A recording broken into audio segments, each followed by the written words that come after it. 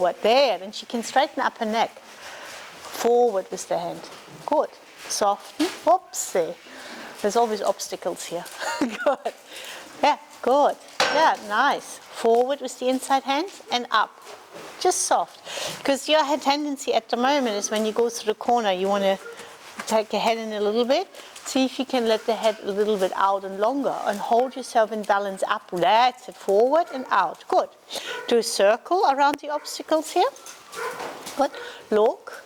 And here, notice when you go into the circle, watch where your hand is going. Don't look at your horse, just look at your inside hand.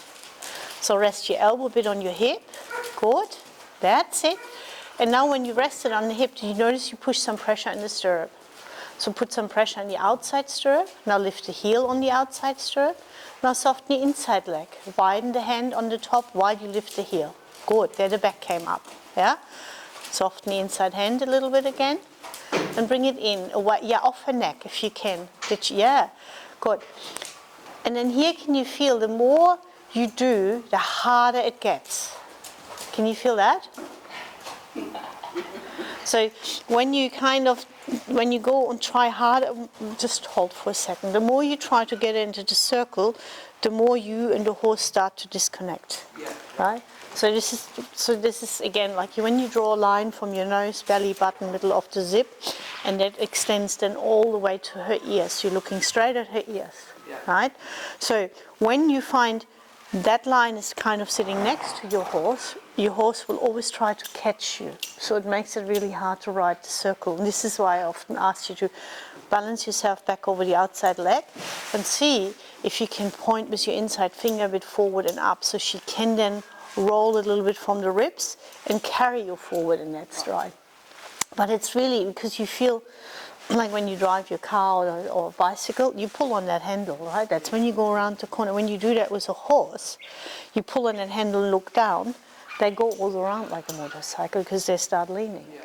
So you kind of want to keep the tabletop even and flat, but also shift the weight here onto the outside hind leg that they then can open up the front shoulder and move through. Theoretically, have an organism around the together rather than the yeah. No. Soften your hands. Soften your hands. Sit up. Breathe out. Hands down. Soften the hand, particularly when she goes forward because that's what you wanted.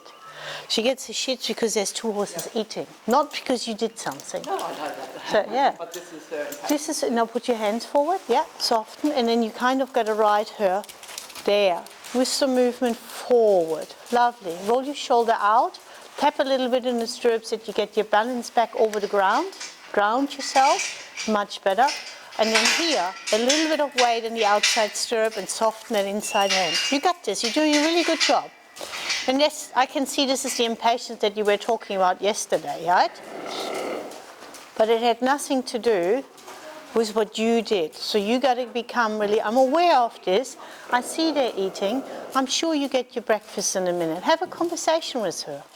That's so much better already. Good. And I like the fact how you now concentrated again where you are, what you can do, and how you can influence her.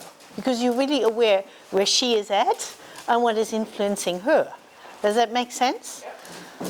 Lovely. Yeah. Can you see how soft and quiet she now goes? she comes back quickly. Yeah, but you also you became really quiet and what's the right word? Assertive. You just went, yeah, no, this is all good. You can do